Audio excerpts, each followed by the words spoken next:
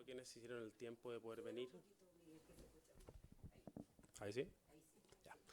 Muchas gracias a todos quienes se tomaron el tiempo para poder venir a este conversatorio. Básicamente, como comisión penal del Colegio de Abogados, luego del trabajo realizado por Tatiana Vargas, he formado la comisión hace 2 años al menos atrás y trabajar intensamente en ella. Queríamos retomar la actividad de este año antes de que terminara el periodo en que se pueden hacer este tipo de actividades y decidimos que lo mejor era darnos la oportunidad de reflexionar sin tomar partido en términos ni ideológicos ni jurídicos, etcétera, del fondo del asunto. Es qué tipo de desafío nos plantean los juicios de larga duración. Tomamos como ejemplo el veredicto del caso Sokimich. La gracia de ese veredicto es que también reflexiona respecto del plazo razonable, el derecho al plazo razonable, y eso hace que sea especialmente relevante esta conversación. Y para ello queremos plantear cuáles son los desafíos que presentan estos casos complejos en investigación y juzgamiento. Fueron muchísimos años no tanto de investigación, mucho más antes de que se iniciara el juicio. El juicio probablemente tal también duró bastante. Hoy día tenemos una sentencia que va a ser redactada casi en un año y todos aquellos hitos hacen que sea especialmente pertinente ver si es posible desarrollar juicios penales de esta característica. Hemos tenido otros casos también en el pasado que no han sido tan bullados o no han sido resueltos de la misma forma. Y para ello quisimos invitar a personas que pudieran reflexionar de este caso sin haber tomado parte inmediata en él, que son básicamente la Defensora Nacional, doña Verónica Encina, muchas gracias por venir, doña Jimena Chong, fiscal del Ministerio Público, que le ha tocado llevar este tipo de casos, no este caso, de larga duración, y también al profesor de Derecho Procesal de la Universidad de Chile, don Julián López, que también ha tenido vasta experiencia en este tipo de investigaciones y casos. La moderadora, doña Libertad Tiviño, también es integrante de la Comisión Penal y no quisiera tomar más tiempo del destinado. La idea es que se hagan las presentaciones, luego tengamos la oportunidad de hacer preguntas y reflexiones con el público y con eso termina la instancia, que es 100% presencial. Así que agradecemos a quienes hayan venido a dialogar. Muchas gracias. Bueno, buenos días a todos. Yo voy a moderar el debate hoy día. Como dijo Miguel, vamos a empezar con la presentación y después van a ir las preguntas y eso. Tampoco quiero tomar más tiempo. Va a empezar la Defensora Penal Pública Nacional, digamos, Verónica Encina. ¿Cuánto tiempo vamos a ver? Ya, perfecto.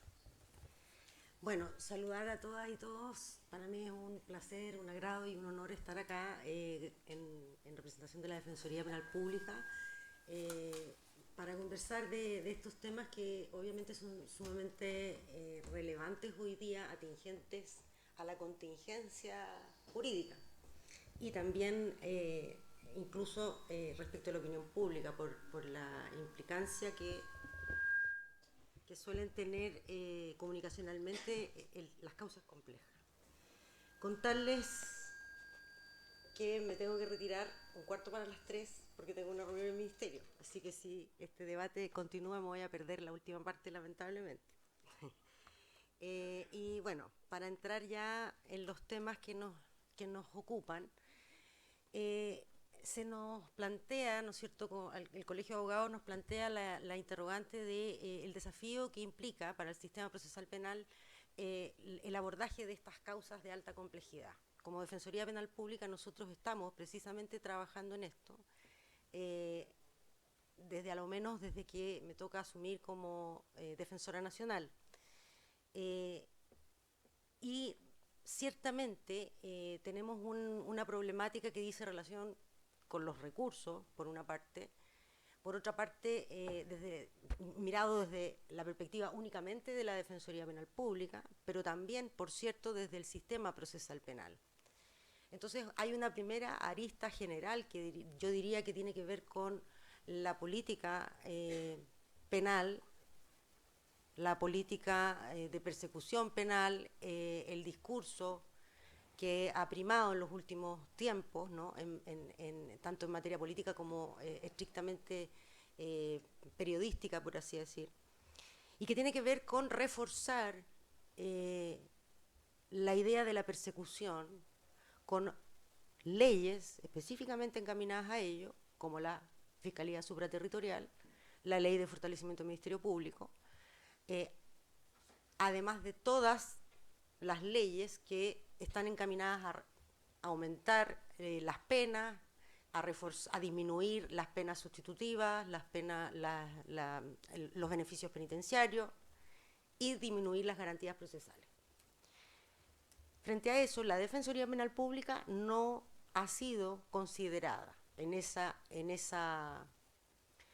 reforzamiento. Y esto no es una cuestión reivindicativa, digamos. De lo que se trata no es que estamos hablando de un sistema procesal penal. El sistema procesal penal como tal no funciona si hay desequilibrio. Y por lo tanto, tenemos allí un primer problema que queremos dejar en la mesa a debatir, ¿no? Que es qué pasa con el desafío que implica para la defensa, en este caso defensa pública, enfrentarse a un sistema, a un ministerio público que tiene un reforzamiento que implica, por ejemplo, para tramitar una causa mucho más, o para llevar a cabo las investigaciones de este tipo de causa, especialistas, peritos, recursos materiales, tecnología, etcétera, frente a una defensoría que se mantiene igual o con menos recursos que en el año 2000, cuando se inicia la reforma procesal penal, proporcionalmente hablando.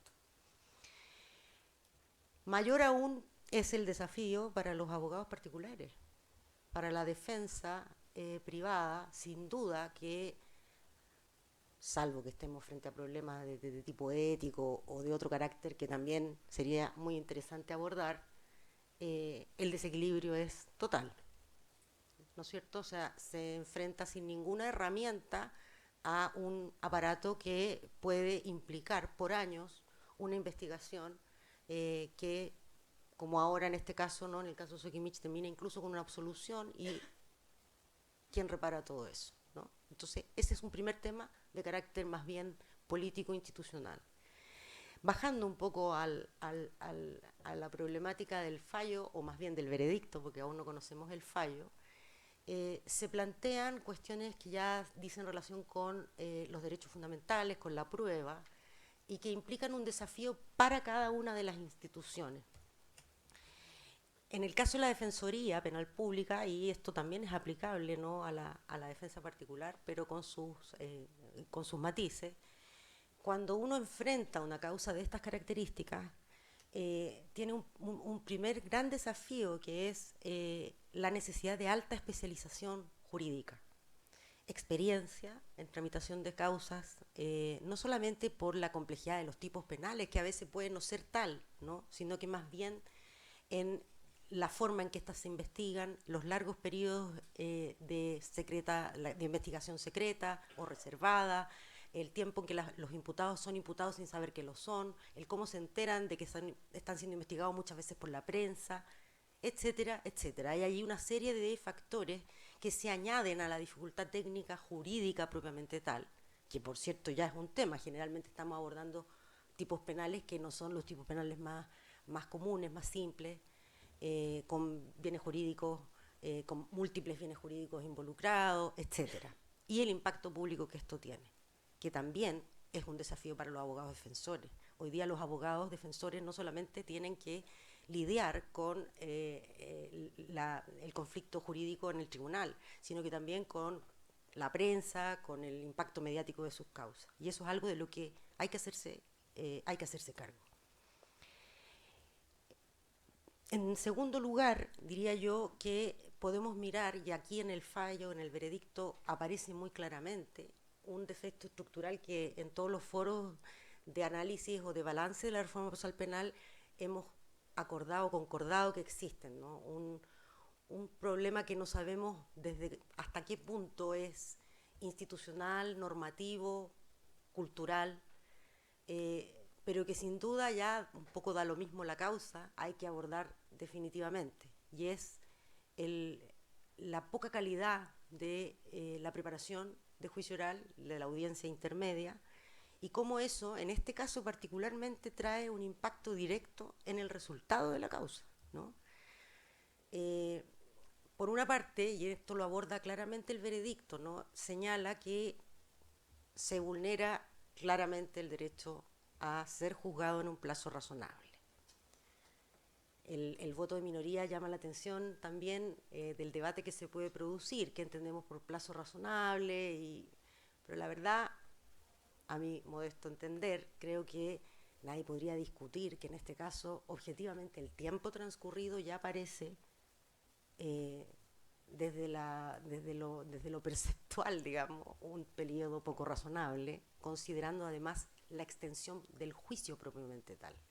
Porque si nosotros tenemos una investigación que dura 3 años y un juicio que dura 2 semanas, es muy distinto a un juicio que dura más de 2 años y medio, ¿no? Con un veredicto que se difiere para la dictación de la sentencia prácticamente 1 año. Entonces, la verdad que eso resulta contraintuitivo, ¿no? Más allá de los requisitos técnicos que a entender de la Defensoría, al menos de mi parte, digamos. En este caso nosotros no somos parte en esta causa, solamente estamos analizando el punto de vista académico y también de las implicancias que esto puede tener como precedente, ¿no? Pero a nuestro parecer, en este caso sí se reúnen claramente los requisitos que tanto la Corte Interamericana como digamos, la Comisión de Derechos Humanos han entendido que son los elementos fundantes del plazo razonable, el derecho al plazo razonable, desde el punto de vista objetivo, subjetivo, etcétera, y de todas las garantías vinculadas, en este caso, a la vulneración del plazo razonable, que es el debido proceso y el derecho a defensa, e incluso, dentro de la particularidad del derecho a la prueba de descargo, que el veredicto se hace cargo de él, valga la redundancia, y señala, ¿no?, que en este caso hubo varios testigos de las defensas que fallecieron en el transcurso del juicio. ¿Y cómo se hace cargo el sistema de eso, no?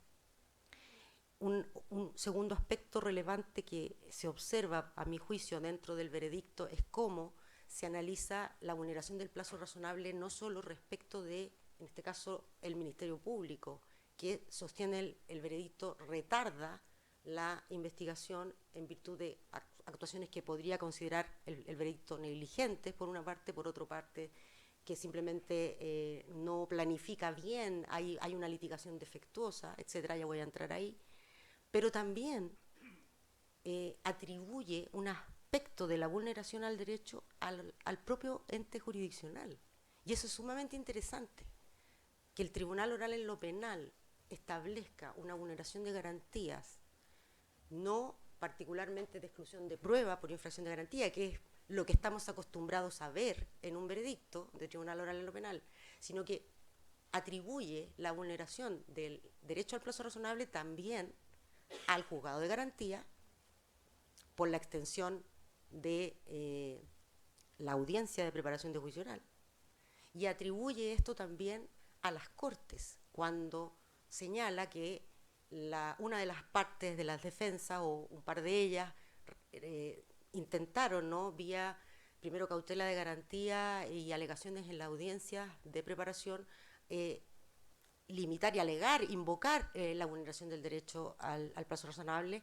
Se rechaza esta alegación por parte del juzgado de garantía, se recurre a la Corte de Apelaciones y la Corte confirma y señala el fallo sin fundamento, recogiendo en este sentido lo que ha sostenido la excelentísima Corte Suprema en reiterados recursos de amparo, que cuando una resolución resulta infundada, constituye una vulneración de carácter de derechos constitucionales, que admite incluso el recurso de amparo contra resoluciones jurisdiccionales. Entonces, es sumamente interesante en ese sentido el aporte que hace el veredicto, ¿no?, porque recoge una interpretación muy completa de la vulneración del derecho al plazo razonable. Yo sé, porque esto ha salido en prensa, que me van a decir probablemente, o estamos todos pensando, bueno, pero se van a demorar casi 1 año en dictar la sentencia, ¿y dónde queda el derecho al plazo razonable?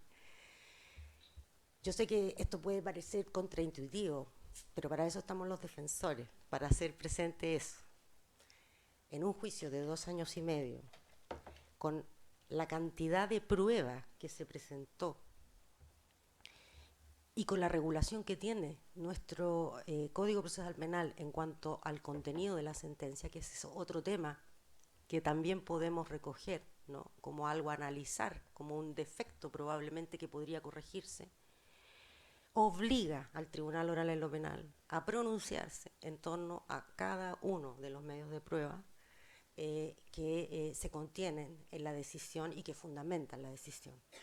Por tanto, pretender atribuir la vulneración del derecho al plazo razonable al Tribunal Oral en lo Penal, particularmente a los jueces del voto de mayoría, como para evidenciar una supuesta contradicción en el fundamento de la decisión, a mí me parece un poquito antojadizo y un poquito oportunista, porque la verdad de las cosas es que si aplicamos estrictamente la norma, la cantidad de tiempo que se están tomando es la que la ley establece, ¿no?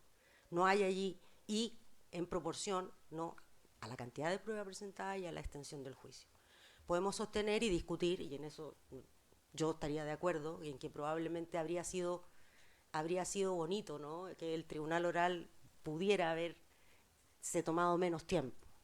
Pero lo cierto es que el sistema en este sentido está fallando en su integridad.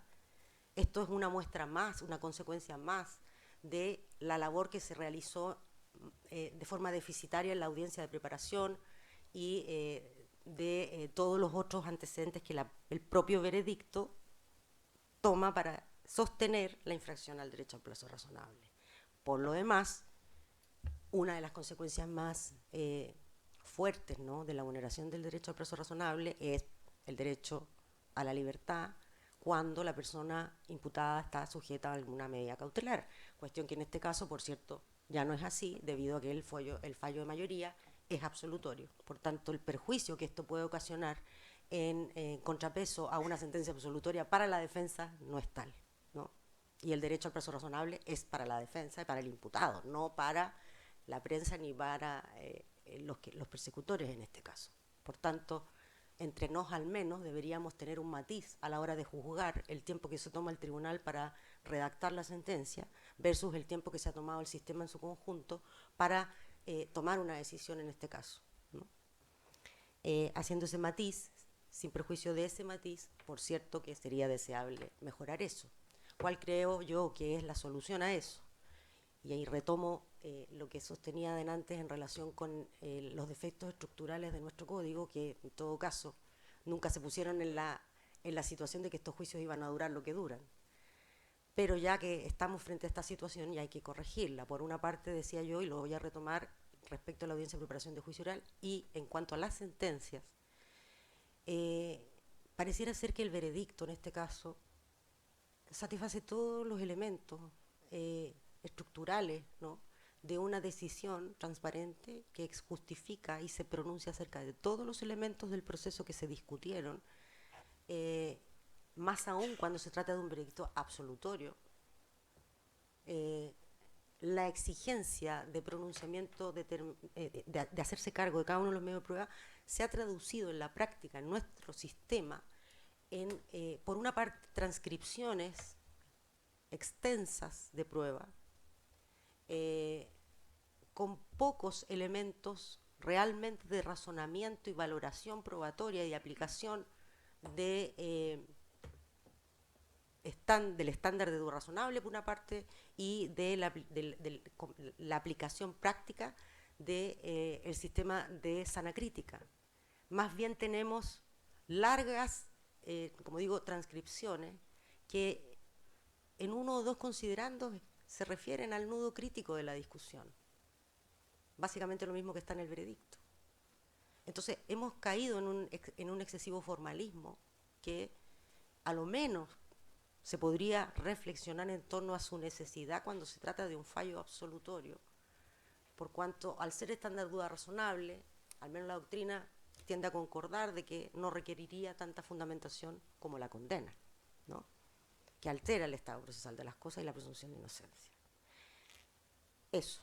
Respecto de la audiencia de preparación de juicio oral, creo que es donde más desafío tenemos todos los intervinientes. Y aquí voy a tratar de enfocarme hacia la defensa de un modo autocrítico, esperando que mis colegas sean autocríticos también con las instituciones a las que representan. Broma, broma. Creo que tenemos un serio déficit argumentativo. Hay poca capacidad aquí de presentar fuertes y sostener fuertemente frente a los tribunales de garantía, por ejemplo, exclusiones de pruebas. Ni siquiera voy a hablar de infracción de garantía porque esa por último es más discutible, pero la sobreabundancia, que en el veredicto está sumamente bien explicado por qué se produce, sería una primera puerta para evitar esta excesiva extensión de juicio. Eso ya está en el código, no es necesario hacer ninguna reforma procesal, ninguna reforma legal. La sobreabundancia precisamente tiene la finalidad, la exclusión por sobreabundancia es evitar la dilación excesiva del juicio. De eso se trata, y entonces aquí tenemos un grave problema con los litigantes, ¿no? Normalmente debiera ser, cualquiera de los litigantes podría instar por la exclusión por este motivo, pero desde la perspectiva de la prueba de cargo, que es casi siempre la que es mucho más excesiva, es la defensa la llamada, ¿no?, a poner ese tema en el tapete y exigir en esto mucho más claridad, especificidad respecto a la prueba que se ofrece respecto de cada punto o hecho material de la acusación. Por cierto, eso requiere, por parte de la defensa, explicitar su teoría del caso, si vamos a discutir, ¿no es cierto?, pertinencia. Y allí hay quienes dicen que habría que obligarla a exponerlo. A lo mejor es una manera de hacerlo, ¿no?, siempre y cuando esto vaya acompañado sistémicamente de otras reformas que no debiliten a la defensa frente al Ministerio Público. Pero sí hay que fijarse muy bien allí qué es lo que está fallando. Por nuestra parte, como digo, creo que somos los llamados como defensores a limpiar eso. Un segundo encargado y responsable, claro, de esto es el juez de garantía, ¿no? El juez de garantía, por cierto, podría incluso de oficio llamar a la depuración de la prueba cuando se trata de esto. También por la infracción de garantía, pero la sobreabundancia es quizás quizás en la que menos discusión debiese haber, ¿no?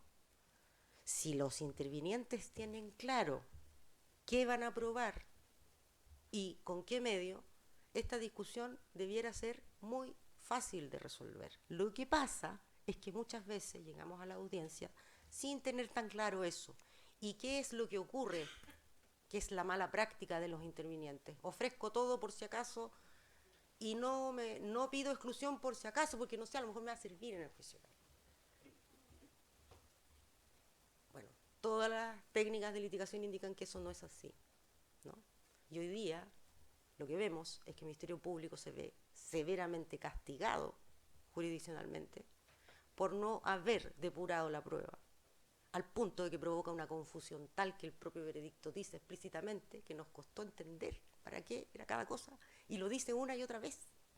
O sea, los tribunales, el tribunal es muy honesto, dice, no sé, no entendí bien esto, era tanta prueba que después se hace cargo de aquello que estima que efectivamente no se acreditó suficientemente, porque no habría bastado con ese argumento, habría sido un fallo muy, muy débil si solo ese fuera el argumento, pero no lo es, ¿no? Pero es un elemento más, y que tiene que ver con la destreza de litigación, con la responsabilidad que tenemos de entregarle al tribunal un mensaje claro y sencillo, ¿no?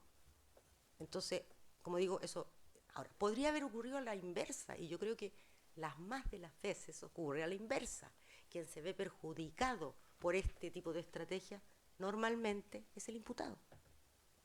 Porque lo que ocurre es lo que en uno de los considerandos señala el veredicto, y es que inevitablemente se produce una sensación o una especie de, no sé cómo llamarlo técnicamente, no sé si esto tendrá un nombre, pero es como convencerse de que si un hecho está probado todo, porque en esta vorágine de hechos, de pruebas que están sobrepuestas unas con otras, reiteradas, mal invocadas, etcétera, si más o menos está probado el nudo, uno dice, ya, se probó todo. Y eso es lo que suele pasar mucho más que la absolución por este tipo de motivos. Por tanto, Yo creo que si bien el Ministerio Público acá tiene un gran desafío, porque es un fallo muy crítico a su labor, no es un canto de sirena para las defensas, porque esto puede, primero que todo, todavía no está ejecutoriado, pero como digo, la experiencia indica que esto en general suele perjudicar mucho más a el imputado que a los acusadores. Y por eso probablemente, eso puede ser una explicación, lo dejo en la mesa, para utilizar esta estrategia, ¿no? ¿Y quiénes son los llamados a evitarla? Los defensores y los jueces. Eso por ahora. Muchas gracias.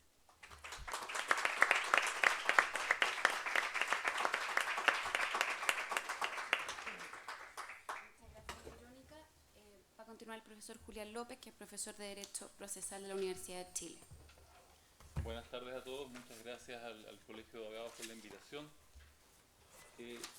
Indudablemente el caso Soquimich puede ser mirado desde dos perspectivas. Puede ser mirado como las características del caso concreto que allí fue resuelto, o puede ser mirado de una manera más amplia como un síntoma de funcionamiento del sistema. Yo elegí, y creo que ese es el sentido de este conversatorio, mirarlo desde este segundo punto de vista. Yo creo que el caso Soquimich, en lo que termina siendo relevante como una cuestión de interés público, no tiene que ver con la decisión de absolver o condenar, digamos, en lo que en cualquier circunstancia habría sido un sano resultado a la que está sometida cualquier causa, sino que tiene que ver con lo que significa que un caso se resuelva después de 11 años y se resuelva después de, no sé, 2 años, 8 meses de juicio oral. Incluso en la circunstancia de una sentencia condenatoria, que deberíamos estar conversando exactamente de lo mismo. Y este es un problema que uno puede describir, pero que indudablemente resulta difícil resolver o proponer soluciones para el problema. Y yo creo que la mirada que nos conduce a tener pocas respuestas a estos problemas es una cuestión cultural, es una cuestión que tiene que ver con la forma en que nosotros entendemos el derecho. Que se expresa en un acentuado énfasis por la consideración del caso concreto y no de lo que ese caso significa para un sistema. Esto yo lo veo todos los días en la enseñanza del derecho, por ejemplo. Es común en mi disciplina, en Derecho Procesal Penal, que los profesores de Derecho Procesal Penal enseñen con mucho cuidado los requisitos de la querella o enseñen con mucho cuidado los requisitos de la prisión preventiva. Pero, ¿cuál es la dimensión que tiene en el funcionamiento del sistema? La cantidad de querellas que tenemos, la cantidad de prisiones preventivas que tenemos es algo que pocas veces se explora. Es decir, cuando se hace una modificación legal, habitualmente nadie está mirando el sistema, está mirando el caso concreto. Y eso hace que vayamos teniendo o dejando de lado consideraciones que son importantes. ¿Cuántos sabemos que en el año 2024 hubo 1.773.000 ingresos penales en el sistema? ¿Ya? Porque cuando uno ve ese fenómeno, entonces tiene que empezar a entender que cuando uno toma decisiones particulares, produce un efecto en el funcionamiento del sistema. Y lo que nosotros vemos todos los días es que aquí, frente a un caso concreto, la pregunta que los operadores se hacen es ¿cómo es posible que esto haya pasado? Y cómo es posible que esto haya pasado hace entonces que produzcamos leyes con nombre y apellido que van a aumentar las penas, porque ¿cómo es posible que la pena haya sido tan baja, ¿no es cierto? O vamos a aumentar las restricciones a las penas sustitutivas, ¿cómo es posible que alguien haya quedado en libertad pese a la condena? O que se hagan restricciones a las salidas alternativas o a la libertad condicional, porque ¿cómo es posible que alguien haya cometido nuevamente un delito estando en libertad condicional? Bueno, y eso va haciendo que hoy día tengamos 65.111 privados de libertad, según la última estadística de Gendarmería, que en total, si uno suma el sistema abierto y el subpenitenciario, llegan a 157.000 personas controladas por Gendarmería. Y entonces, esta situación me recuerda a mí el chiste de este señor que pasa todos los semáforos en rojo, digamos, y lo explica porque es un gen familiar que los lleva a todos ellos a tener esta práctica de pasar en rojo, y cuando llega un semáforo en verde frena violentamente porque tiene miedo de que su hermana vaya cruzando la calle en ese momento. Cada vez que damos una respuesta o una reacción frente a un caso concreto que desobedece lo que es más probable y lo que es general, entramos en este tipo de problemas. Y yo creo que esta forma de razonar es algo que se ha estado expresando en el funcionamiento del sistema desde su origen. Por ejemplo, y pongo un ejemplo que no tiene nada que ver con la duración, a lo mejor algo tiene que ver, pero que es el ejemplo de la prueba ilícita ante el Tribunal de Juicio Oral en lo penal. Hay un diseño institucional que dice, mire, el control de la prueba ilícita debe hacerlo el juez de garantía, pero el juez oral, en el caso concreto, dice, pero ¿cómo es posible que yo no pueda decir nada cuando observo un problema de infracción o ilicitud de una prueba? Y entonces, ¿cómo es posible que yo haga eso? Se traduce en que yo tengo o voy a reclamar el derecho a decir algo sobre eso, y en la medida en que el sistema lo convalida, entonces tenemos una serie de desacomodos institucionales, porque el juicio oral se empieza a convertir en un juicio sobre la licitud de la prueba, el juez de garantía empieza a relajar su función, ¿no es cierto?, y a delegarla en los tribunales de juicio oral, porque bueno, que lo vean allá, ¿para qué me voy a complicar en este minuto? Y todo eso va provocando problemas de funcionamiento. Pasan cuestiones similares, por ejemplo, con, no sé, la inadmisibilidad de la querella, ¿no es cierto? La ley nos dice, el juez debería analizar cuidadosamente si los hechos que están descritos en la querella son o no constitutivos de delito, y debería declarar inadmisible todas aquellas querellas que no lo sean. Bueno, pero sabemos que la práctica de los tribunales es declarar admisibles todas las querellas, ¿no es cierto? Porque hay un derecho constitucional a la acción y en consecuencia el control se relaja, y en la medida en que el control se relaja, entonces empezamos a tener una situación en que las decisiones irracionales empiezan a primar sobre las racionales. Yo recuerdo en los primeros años de la reforma, cuando hacíamos las primeras actividades de capacitación de jueces, fiscales y defensores, recuerdo que en un minuto, cuando ya el sistema llevaba como 2 años en funcionamiento, tuvimos que hacer una capacitación para un segundo grupo y un fiscal ofreció como prueba en una audiencia de simulación toda la carpeta de investigación. Y entonces nosotros que éramos los monitores le dijimos, pero ¿cómo es posible que cometas un error tan brutal como ese ya a 2 años de funcionamiento de la reforma? No, dice, lo que pasa es que yo soy del juzgado de no sé dónde y allá el juez no nos permite hacer una lectura para mostrar contradicciones, sino es que no hemos ofrecido toda la carpeta de investigación en la audiencia de preparación de juicio oral. Y entonces uno tuvo que decirle, bueno, entonces lo hizo muy bien, pues tiene toda la razón, porque tiene que ajustarse como operador a lo que el sistema le está demandando.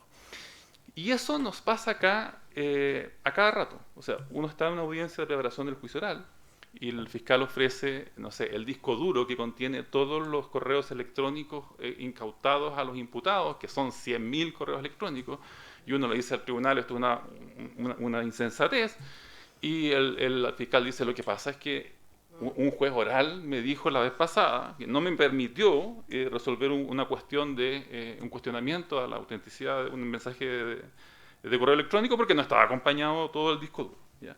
Entonces echarle la culpa a alguien aquí es fácil, pero siempre parece que la conducta irracional de un operador está de alguna manera determinada o precondicionada por la conducta irracional de otro operador.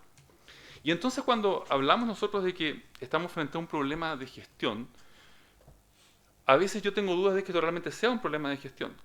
Y no es un problema que es anterior a la gestión, porque tener un problema de gestión supone tener un diseño que se considera más razonable y que alguien no es capaz de ejecutar. Pero aquí parece que nosotros tenemos desde el diseño concepciones acerca de cómo esto debería funcionar que no son exactamente las que nos parecieron más virtuosas cuando nosotros discutimos e instauramos este nuevo sistema. Y cuando digo nosotros, me refiero al país, digamos, no tengo ninguna pretensión de autoría sobre este sistema, más allá de haber trabajado en la implementación. Ahora, lo que observo yo con mucha frecuencia es una falta de ponderación de los intereses que están en juego. O sea, cuando uno invoca el derecho a ser juzgado dentro de un plazo razonable, por ejemplo, uno debería entender que esto es más importante que las conveniencias operativas del Ministerio Público. Y que en algún minuto, ¿no es cierto?, esos intereses tienen que ponderarse y alguno tiene que sacrificarse. Fíjense en lo que pasa con la agrupación o separación de investigaciones, por ejemplo. En la medida en que el fiscal decide la agrupación de investigaciones, la investigación se torna evidentemente más larga y más dificultosa porque tiene más intervinientes. Y esto, por cierto, se acentúa cuando tenemos el problema de la unión o la separación de acusaciones. Y resulta que, porque evidentemente, cuando unimos acusaciones, estamos generando el megajuicio está generado habitualmente por esta unión de acusaciones. Pero la ley que le permitiría al juez, con una regla, ¿no es cierto?, que dice que el juez puede ordenar o dictar autos de apertura separados cuando observe que hay un problema para la organización del juicio o una afectación del derecho de defensa, es sencillamente sobrepasada con la idea de que puede haber decisiones contradictorias y entonces sencillamente tenemos que llevarlos a todos juntos. Pero la decisión de llevarlos a todos juntos también tiene que ver con cuestiones de conveniencia para el Ministerio Público que no siempre satisfacen tampoco un estándar ético razonable. Por ejemplo, una consideración de ética profesional aplicable en el sistema anglosajón muy claramente es que el fiscal no puede llevar a juicio oral una causa en la que él no tenga la convicción de condena más allá de todo duda razonable. O sea, si el fiscal piensa que hay una buena posibilidad de que ese caso sea absuelto por duda razonable, el fiscal tiene una prohibición ética de llevar adelante el juicio. Porque pone adelante el funcionamiento de un sistema cuando la expectativa probable es que el juicio sea absuelto. Entonces, si él no tiene esa convicción, ¿cómo espera que transmitírsela a un juez? Entonces, hay un elemento súper importante que tiene que ver con el énfasis que ponemos en la decisión de formular cargos. Y yo creo que aquí hay una cuestión que con el paso de los años el Ministerio Público no ha logrado resolver y que creo que tiene que ver con la madurez institucional. A lo mejor todavía nuestro Ministerio Público es demasiado joven, pero el Ministerio Público debería tener la capacidad de plantarse frente a la opinión pública y dar explicaciones de por qué decide formular cargos y por qué decide no formular cargos. Y evidentemente no formular cargos en aquellos casos en que considere que existe una buena posibilidad de absolución. Esta idea de que el fiscal tiene que presentar los cargos y dejar que el tribunal resuelva, porque al final del día la responsabilidad va a ser del tribunal y no del Ministerio Público, a mí me parece que refleja la hipersensibilidad que están teniendo los operadores del sistema frente a las demandas de la opinión pública. O sea, uno esperaría que el Ministerio Público sea capaz de plantarse frente a un caso y justificar por qué decide formular cargos, así como por qué decide pedir el sobreseimiento definitivo, ¿ya? Y no evitar la decisión a través del no perseverar o llevémoslo de todas maneras y vemos lo que allí pasa. Bueno, entre los problemas de gestión, yo creo que indudablemente hay uno importante que tiene que ver con la selección de la prueba. Pero nuevamente esto no es un problema solo del Ministerio Público, es un problema en el que tiene una responsabilidad muy grande el Tribunal de Garantía, que es el que tiene que velar por esa selección de la prueba. Sin duda esto puede llevar a ejercicios de audiencias de preparación mucho más intensas, pero uno debería pensar que por cada mayor tiempo que se denomine o que se tome una audiencia de preparación va a haber un ahorro de tiempo para el juicio oral. Y esto creo que está pasando muy poco. Creo que los jueces de garantía de alguna manera han ido también relajando ese control para dejar que el Tribunal de Juicio Oral reciba toda la información y reciba con la mayor información posible. Cuando el sistema empezó a funcionar, existía una suerte de confianza en que había un ethos que los operadores del sistema iban a tener como faro para dirigir su conducta. Por ejemplo, todos pensábamos que frente a una situación particular, pensemos en la lectura de documentos, cuando una parte ofreciera una lectura parcial, la otra parte sensatamente iba a aceptar la lectura parcial porque no tenía sentido una lectura total. Pero vemos que eso no pasa, ¿no es cierto? Entonces tenemos que hacer una modificación legal, ¿ya? Y ese ejemplo que provoca una modificación legal, que a mi gusto no es la mejor modificación legal posible, porque más que imponerle a alguien una reproducción parcial, lo que hace es alterar un poco la lógica oral del sistema, permitiendo que los tribunales lean no sé en qué momento ni en qué circunstancias los documentos por su cuenta. Creo que refleja la manera en que hoy día podemos reaccionar. Uno podría confiar en que de un día para otro todos vamos a volver al espíritu original o nos vamos a imbuir de esta lógica de colaboración para producir juicios más sensatos, pero es difícil pedirle eso a los operadores cuando están en el caso concreto. O sea, el defensor tiene que ejercer los derechos que favorecen el interés de su parte, el Ministerio Público tiene que representar de la mejor manera posible los intereses del Estado. Pero yo tengo la esperanza de que tal vez haciendo pequeñas modificaciones uno podría lograr algunos efectos. Yo recuerdo, para los futboleros que estén en la sala, allá por los años 70 y los 80, ¿recuerdan ustedes cuando solamente se podía jugar fútbol con una pelota? Y la pelota, si salía de los márgenes de la cancha, no podía reiniciar el partido hasta que no volviera la pelota. Lo que provocaba que de repente alguien se quedaba con la pelota y podía quedar 10 minutos con la pelota porque no quería que el partido avanzara, ¿no es cierto? O es esta otra regla, ¿no es cierto?, que permitía que un jugador le devolviera la pelota a su arquero, el cual la podía mantener todo el tiempo que quisiera en las manos. Bueno, esas pequeñas modificaciones que se hicieron en el fútbol, o sea, se puede cambiar la pelota, ¿no es cierto? Y jugar con otra distinta de la que se estaba jugando. O el arquero no puede tomarla con las manos si es que le devuelven la pelota. Son pequeñas modificaciones que probaron ser muy eficientes para alterar la dinámica completa de los partidos de fútbol. Y yo creo que cosas como esas se pueden hacer también en el sistema procesal penal. Pienso, por ejemplo, en cuestiones que a mí me parecen críticas. La limitación de los querellantes institucionales y los querellantes particulares. O sea, yo no puedo entender bajo qué lógica esta asignación que la ley hace al Ministerio Público, que en otros sistemas se entiende como un monopolio del ejercicio de la acción penal, aquí llega a estar tan erosionado como para que tengamos casos en que cualquier persona, como pasa en los delitos contra la propiedad, pueda querellarse.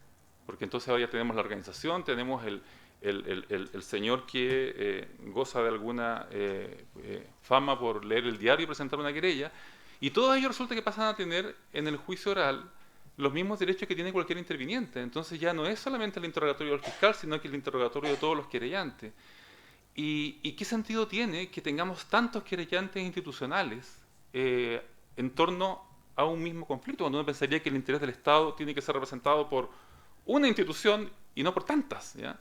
Yo creo que una modificación legal de este tipo podría provocar un efecto muy beneficioso en la excesiva dilación de los juicios orales y de las investigaciones también en general. Aunque las investigaciones bastante menos, porque hay que decir que las instituciones, más allá de presentar la querella, generan bastante poca actividad durante la etapa de investigación. Creo también que uno debería establecer algunas restricciones para evitar los abusos que a veces cometen los defensores. A mí me ha tocado participar en audiencia de preparación de juicio oral, en esa ocasión como querellante, donde el defensor llegaba a la audiencia y antes de llegar a cada audiencia le comunicaba al tribunal que acababa de pelearse con su cliente y había renunciado al patrocinio en ese minuto para provocar la suspensión de la audiencia, que se reprogramaba para un par de meses después, cuando el mismo defensor llegaba a contar que se había reconciliado con su cliente, pero habían vuelto a tener una diferencia en el pasillo. Y uno dice, bueno, ¿dónde acaba esto? O sea, en algún minuto la consideración del derecho de defensa tiene que tener un límite en que el juez tenga no solamente la facultad, sino que también el deber de terminar con ese tipo de práctica. En particular, por ejemplo, en el tema de la unión de separación de acusaciones, yo creo que debería haber una regla que dijera que el juez de garantía tiene el deber de dictar autos de apertura separados si fuere previsible que como resultado de la unión de acusaciones ese imputado va a estar presente en un juicio en el que la mayor parte del tiempo se va a dedicar a la presentación de prueba que es absolutamente irrelevante para la resolución de su caso. O sea, el hecho de que esa institución exista constituye hoy día una forma de apremiar a las defensas para aceptar una salida negociada, no por la consideración de que tengan un mal caso, sino por la consideración del costo que tiene para el defendido enfrentar un juicio oral. O sea, sabemos que Tribunal Constitucional mediante no fue eso lo que pasó en el caso Soquimich, pero la eventualidad de que una persona tenga que dedicar su tiempo, su trabajo y su vida a estar presente en un juicio oral como imputado es una cuestión que parece difícil de tolerar sin una regla más sensata que esté desde el tiempo legal. Creo además que el tribunal debería tener la facultad de imponer límites de tiempo a los alegatos de apertura y a los alegatos de clausura, ¿cierto? En el caso Soquimich, los alegatos de apertura duraron días. El Ministerio Público se tomó varios días, ¿no es cierto? 26 jornadas en alegato de apertura, ¿ya? Y también creo que debería haber existir la posibilidad de que durante el desarrollo del juicio el Tribunal de Juicio Oral también limitara la producción de los testigos. Porque la sobreabundancia no siempre es patente en el momento de la etapa de preparación del juicio oral, pero sí que puede ser muy patente durante el juicio oral. Cuando ya llevamos, ¿no es cierto?, el 10º testigo, y de qué hablar este testigo, y hablar de lo mismo que dijeran, señor, ya tenemos claro ese punto, pasemos de ese testigo, que puede haber una limitación aquí. Como pueden haber también, por ejemplo, la posibilidad de establecer convenciones probatorias durante el juicio, que es una práctica común en el derecho anglosajón, y que por alguna razón acá nosotros reservamos solamente para la etapa de preparación, donde poco y nada se produce, porque en ese momento es bien difícil saber en qué medida la convención probatoria podría o no podría afectar el caso en su conjunto. En fin, yo quiero solamente dejarlos con estas dos ideas.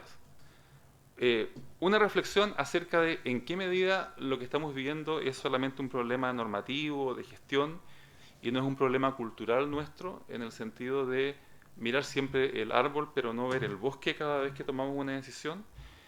Y una propuesta de estudiar frente a la imposibilidad de acudir a ideas que pueden estar demasiado ajenas a nuestra cultura jurídica, como para llamar a los intervinientes a mejores prácticas, la posibilidad de pensar en reformas legales que, siendo minimalistas, puedan producir efectos beneficiosos en el sistema, como para que podamos tener juicios más razonables que no solamente respeten los derechos fundamentales, sino que además produzcan una mayor sensación de justicia y una mayor credibilidad en el sistema en cuanto las respuestas jurisdiccionales finalmente llegan y no tardan tanto como están llegando. Eso es todo.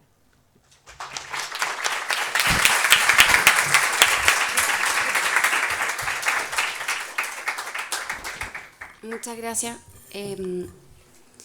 A raíz de lo que decía un poco Julián, me acuerdo una vez que cada vez que me declararan, todas las querellas que presentaban las declararan admisibles. Entonces ya un día me enojé y dije, no, voy a empezar a reponer. Entonces llegué como la tercera vez que repuse, porque obviamente siempre me iba mal, pero yo decía, hay que hacer el punto.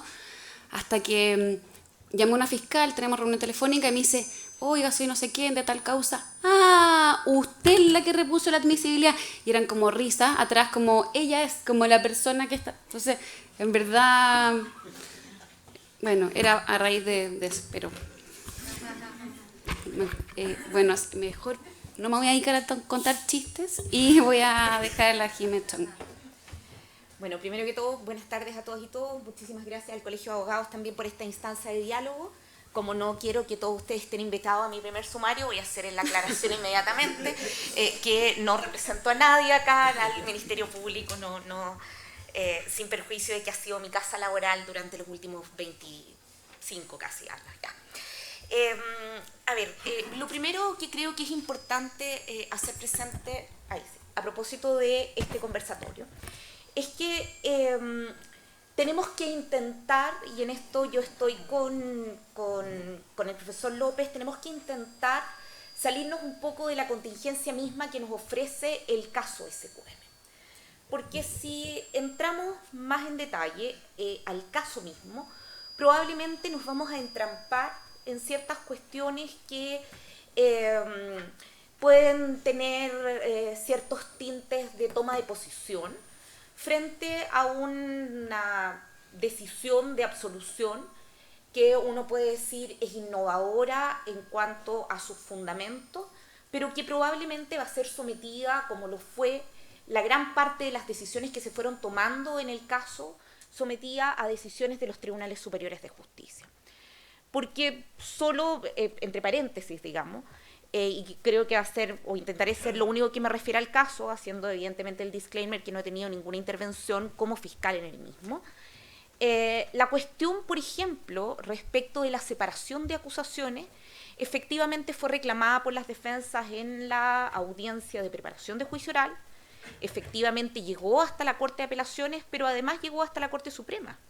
Y la Corte Suprema, la Sala Penal en su momento, se pronunció, me parece que en abril del año 2023, en relación justamente con la cuestión del plazo razonable.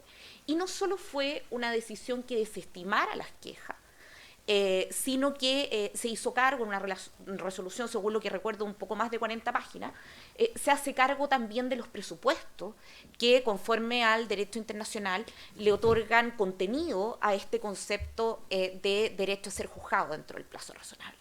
Por lo tanto, en este sentido, la decisión del Tribunal de Juicio Oral en lo penal es innovadora, pero también controvierte decisiones con las cuales los intervinientes llegaron a ese juicio. Es decir, los querellantes y en particular el Ministerio Público llega a ese juicio ya con una decisión tomada, con un respaldo frente a una decisión que podremos discutir sobre su conveniencia o no de llevar todos estos casos juntos por medio de, entre paréntesis, agrupación de investigaciones durante el plazo de investigación que no se superó de los 2 años desde la fijación del plazo de investigación después de la formalización.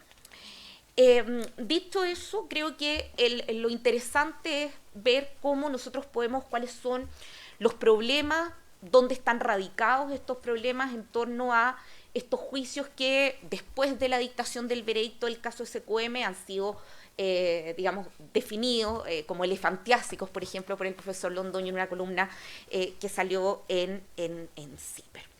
Y efectivamente, si uno lo mira a propósito de cuestiones de cifra, son en el ámbito de los delitos económicos, que entre paréntesis son los que suelen concitar estos juicios largos, ¿no? Nosotros hemos tenido juicios largos fundamentalmente en casos de corrupción, en caso de delitos de la ley de mercado de valores, en caso de delitos económicos más o menos importantes y delitos de la denominación de delitos funcionarios, ¿no? Está todavía en curso, por ejemplo, el juicio del denominado fraude de carabineros, que también convoca gran cantidad de imputados, todos los cuales han tenido que estar concurriendo con sus defensas de forma permanente en el cuarto Tribunal de Juicio Oral en lo penal. Entonces, quizás de lo que se trata es de decir, bueno, qué características particulares tienen este tipo de casos que nos ha llevado a este problema, porque algunos de los diagnósticos de las cuestiones que nosotros vemos acá, por ejemplo, de poner toda la prueba en las acusaciones, de que las defensas no produzcan exclusiones en las audiencias de preparación de juicio oral, es una problemática que se visualiza también en los casos, por así decirlo, más comunes, ¿no? Y de hecho, la situación de la falta de discusión sobre la pertinencia de la prueba es todavía más aguda, ¿no? En esas causas hay un estudio del profesor Duche sobre el particular, un estudio de campo del profesor Duche. En esas causas el tiempo de discusión normalmente no supera los 10 minutos. Entonces nosotros tenemos hoy día audiencias que se desarrollan en los tribunales de garantía, de preparación de juicio oral, donde estas audiencias tienen por finalidad la discriminación de la prueba que va a ingresar al juicio y cuál no, donde la discusión se traduce básicamente en hay correcciones o no correcciones formales y se corrigen un par de errores de ortografía. Luego la defensa dice que no va a solicitar exclusión de prueba, que no tiene prueba propia, que se hace de toda la prueba del Ministerio Público, adhiere toda la prueba del Ministerio Público y el tribunal dicta un auto de apertura en 10 minutos. Entonces, quizá, digamos, este diagnóstico sobre la falta de discusión profunda en la audiencia de preparación es un diagnóstico que puede ser común. Pero en el caso del SQM en particular, hubo discusión de exclusión durante la audiencia de preparación de juicio oral. De tal suerte que, si mal no recuerdo, mi memoria está cada día peor, lo cual es, digamos, salta a la vista por el transcurso de los años, pero si mal no recuerdo, es tratado este punto en la resolución de abril del 2023 de la Corte Suprema, donde se da cuenta de que de los 16 o 18.000 documentos que fueron ofrecidos por parte del Ministerio Público y las partes acusadoras en la audiencia de preparación de juicio oral, en la audiencia de preparación de juicio oral se redujeron a cerca de 8.000, es decir, sí hubo una reducción de aproximadamente un 50% de los documentos.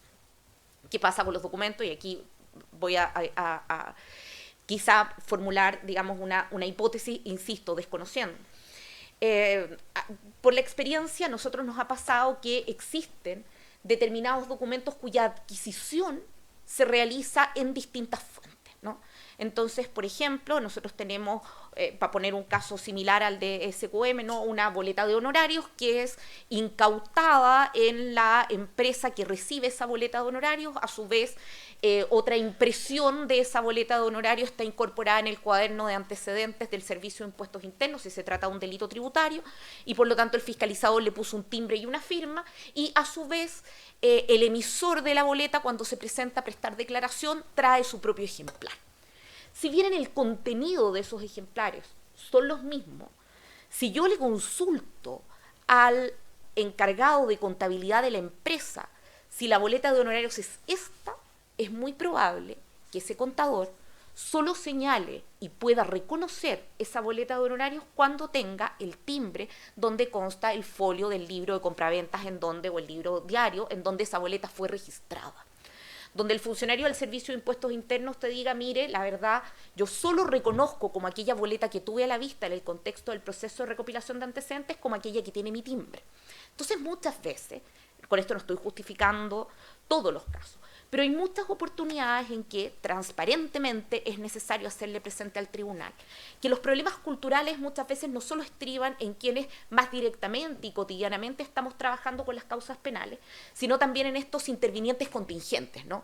Ese testigo, ese contador, que si es que la boleta no tiene su timbre y su firma, o el membrete en donde diga que se sacó del sistema de contabilidad digital, simplemente se niegue a reconocerlo. Y eso, a mi juicio, nos lleva a otro problema que está radicado también en el ámbito de la audiencia de preparación de juicio oral y que no ha sido tocado por quienes me acompañan hoy día en este conversatorio, y que tiene que ver con el asunto de las convenciones probatorias, ¿no?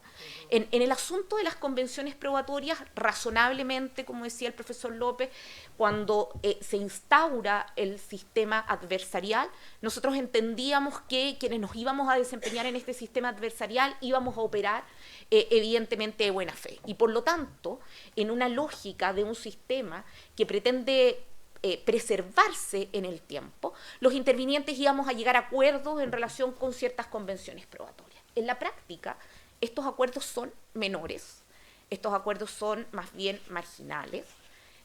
Habemos algunos fiscales que por práctica ofrecemos convenciones probatorias, pero solo para poner un ejemplo, un caso que he estado entre paréntesis un año, así que no soy nadie para predicar acerca de la buena gestión del Ministerio Público en acortar sus presentaciones ante los tribunales de juicio oral en lo penal, pero un juicio nosotros tuvimos que acreditar leyendo, digamos, el decreto de nombramiento correspondiente que se trataba de un funcionario público, porque incluso respecto de esa circunstancia no se pudo arribar en definitiva a una convención probatoria. Y esto porque se trata de una convención. O sea, acá sería ideal que se pudiera de alguna forma trasladar a alguna institución del derecho civil, que normalmente a las personas que nos dedicamos al derecho penal nos hace cierta repulsión, ¿no? Lo miramos con cierta distancia, la repulsión propia de aquello desconocido, ¿no? El temor a lo desconocido, más bien.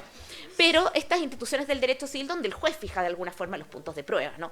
A ver, si el juez advierte que estamos en presencia de un acto cometido por un funcionario público y el juez advierte, al revelarse la teoría del caso de la defensa, que la teoría del caso de la defensa es que este funcionario actuó mandado por otro funcionario público, por su jefatura, el juez puede inferir naturalmente que la condición de funcionario público, el hecho de que actuó en ejercicio de su función, no son hechos controvertidos. En el ámbito de SQM, por ejemplo, en el caso de SQM, no era controvertida la emisión de las boletas de honorario. La existencia de las boletas de honorario no era un ámbito controvertido. Pues bien, ahí perfectamente un juez podría haber avanzado en ese sentido en una proposición mayor, digamos, en un abordaje mayor. Sí coincido con que esto tenemos que abordarlo de forma urgente. ¿Ya? Una de las cosas que uno quizás puede advertir, y probablemente nosotros advertimos tempranamente, es que el sistema procesal penal está pensado para procesar, valga la redundancia, los casos en sí. Y esto tiene que ver con que el derecho penal parte de los casos de los delitos contra las personas, es decir, casos donde la existencia de documentos era un tema marginal, los testimonios eran asociados a hechos concretos y no a hechos concomitantes. Y a eso le tenemos que unir también para este tipo de delitos, por ejemplo, los delitos especiales, los delitos de leyes especiales, que tampoco existe, del mismo modo como el fallo, o el veredicto más bien cuestiona la preparación de los propios fiscales, tampoco existe justicia especializada en los tribunales de juicio oral en lo penal. Lo que determina, por ejemplo, que cuando nosotros partimos en este sistema, tuviéramos que explicarle a los jueces para un delito tributario cómo se determina el impuesto a la renta. Porque son cuestiones que, independientemente que los jueces y nosotros seamos abogados, muchas veces no son normas que sean efectivamente transparentes para tal efecto. Y por lo tanto, del mismo modo como existe un perito en un delito contra las personas o en un delito de atropello, donde va a ir el experto del CIAT a explicar cuáles eran las características del sitio del suceso que le permitieron una determinada hipótesis imputativa, vamos a tener que llevar funcionarios expertos del Servicio de Impuestos Internos o de otras agencias gubernamentales a explicar de qué se trata el sitio del suceso, por ejemplo, el mercado bursátil, ¿no? O el sistema tributario.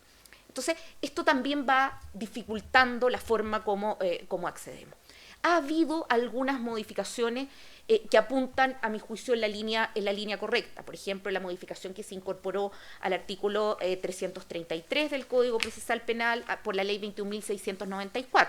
Esta norma, recordarán ustedes, venía de una fórmula más tajante en la indicación del Ejecutivo, ¿no? Decía algo así como los documentos se individualizarán y se entenderán incorporados completamente. En la discusión quedó en la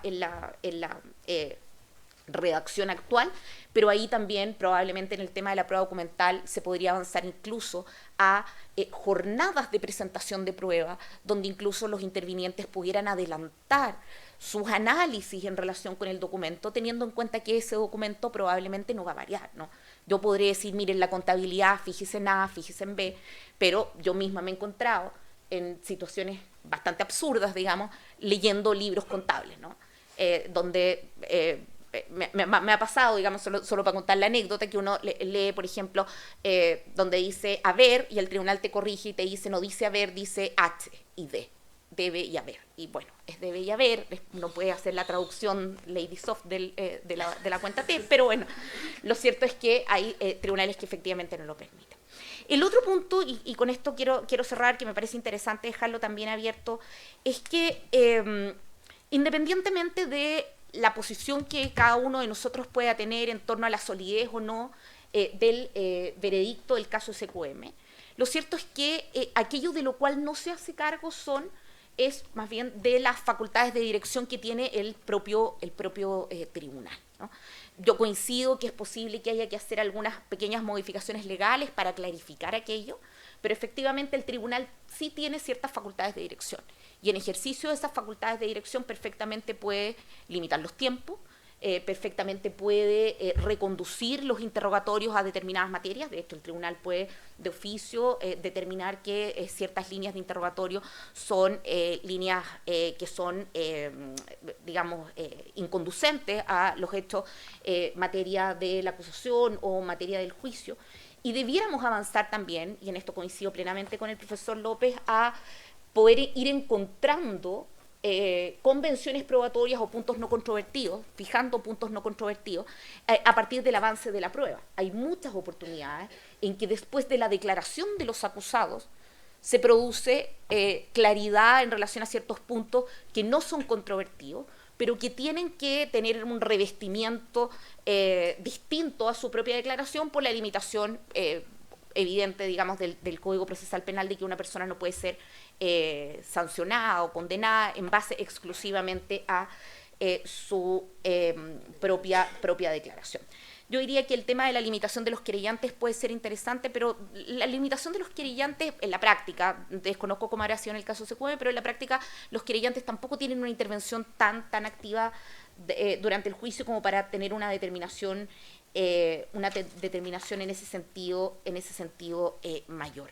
Solo señalar, y con esto sí cierro, que los casos de delitos económicos y tributarios, que es donde se concentra esta mayor demora, el año 2024 ingresaron al Ministerio Público, el profesor López, dio la cifra indicada, los ingresos globales. Bueno, de esos ingresos globales fueron 161.479 casos durante el 2024, estos boletines estadísticos del Ministerio Público. Y cerca de 6.500 terminaron con sentencias condenatorias, con un tiempo promedio de tramitación, los delitos económicos y tributarios, de 790 días. Es decir, ya durante la investigación nosotros tenemos un problema. Y ese problema de demora durante la investigación es un problema que tiene que ver con la falta de especialización de las policías. Quienes trabajan en materia de persecución penal, los que están sentados en esta sala, donde veo muchos expertos en estas materias, sobre todo en materias de delitos económicos, todos sabemos que las policías tienen tiempos de demora en la entrega de resultados, que muchas veces son insatisfactorios, muchísimo más largos. Y esto probablemente se va a ver agudizado en la medida que entre en régimen la ley de delitos económicos. Solo señalar que me parece que las reflexiones en torno a las decisiones estratégicas y su componente ética es una reflexión que todos los intervinientes tenemos que tener. Evidentemente el Ministerio Público también, pero también hay que mirar cuánto de aquello efectivamente tiene una componente ética o cuánto de aquello se inscribe directamente en las problemáticas culturales que nos han llevado en definitiva a donde estamos, como por ejemplo prácticas también en sede de audiencia de preparación de juicio oral, donde muchos jueces, sin exigirle a las defensas la revelación de sus estrategias de defensa, sí les permiten o les admiten presentación de prueba propia. Con lo cual, el Ministerio Público y las partes acusadoras se ven en la necesidad de tener que reservar elementos probatorios para la eventualidad de que la estrategia de la defensa vierta por uno u otro curso. Lo relevante es que estos temas se abran y efectivamente sean conversados, porque probablemente el interés común que tenemos todos nosotros es que el sistema efectivamente funcione y que sea capaz de resolver los casos, no solo aquellos casos que afectan bienes jurídicos que son relevantes, pero que no tienen esta componente de relevancia social que muchas veces tienen los delitos en donde esta problemática es todavía más aguda. Muchas gracias.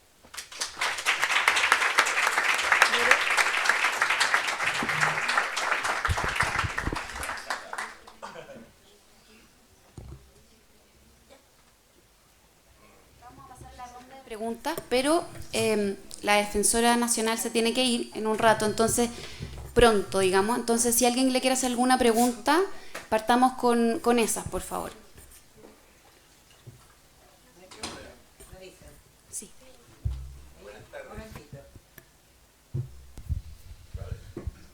Solamente por una aclaración, que usted señaló que ustedes no fueron invitados a algo, con respecto a, ¿cómo se llama? La ley de fortalecimiento y supraterritorial. Claro. Eso, Ojalá fuera solo invitado.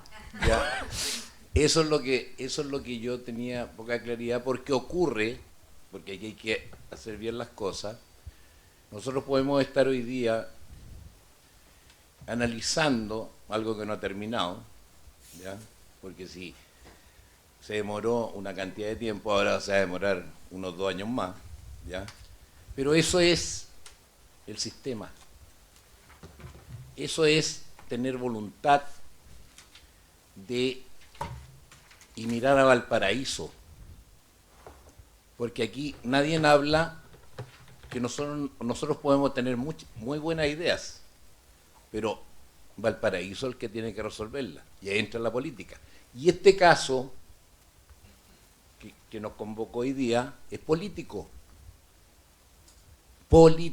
Entonces, yo recojo de ustedes de las intervenciones, son muy interesantes, pero me quedo con una, y que ocurrió en el caso de la formalización de la situación de bielorrusa. Y aquí está presente un interviniente que estuvieron, yo creo que un día o mediodía, analizando si él tenía legitimación activa para poder intervenir, ¿ya?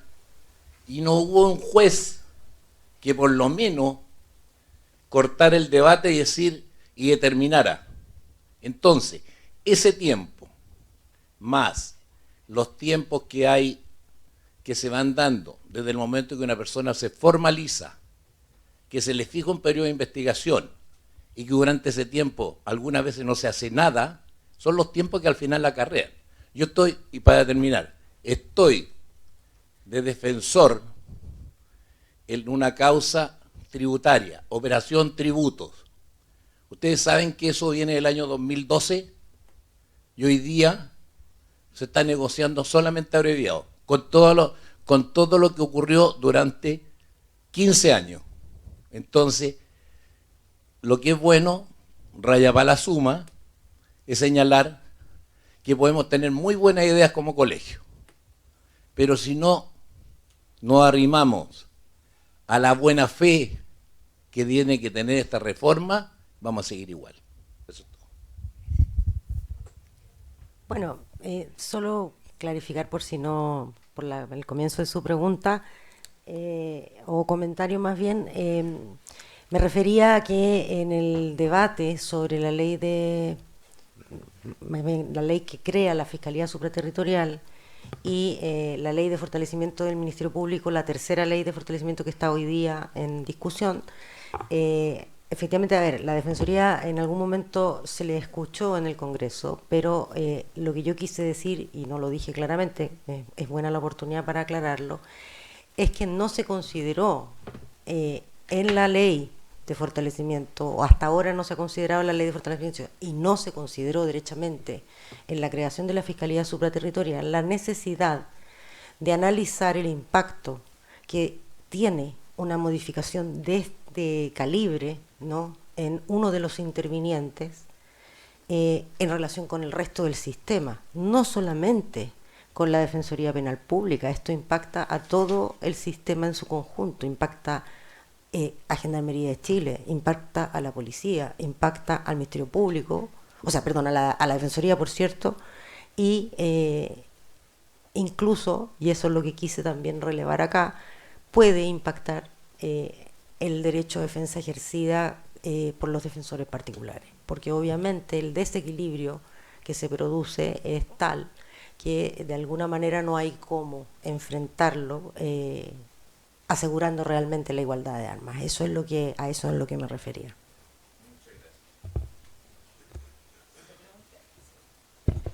Voy a despedir. Agradezco muchísimo la atención. Muy entretenido. Gracias.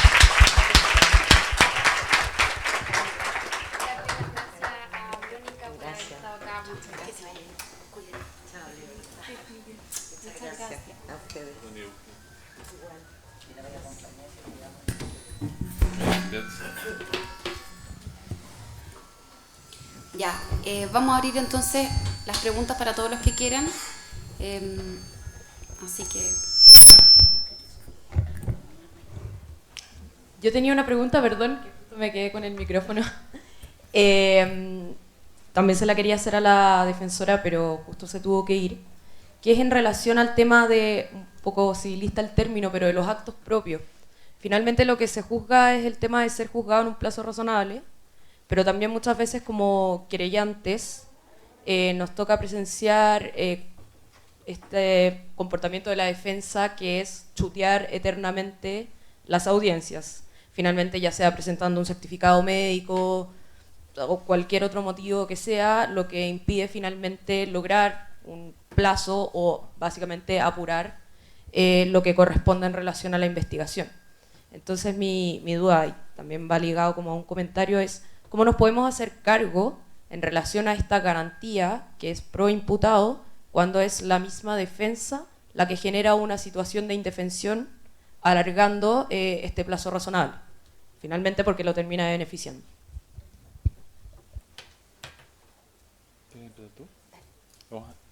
¿Vamos a juntar preguntas o todas vamos a ir a una? Ya, Yo creo. sí, juntemos un par de preguntas y contestamos. Y ella y tú.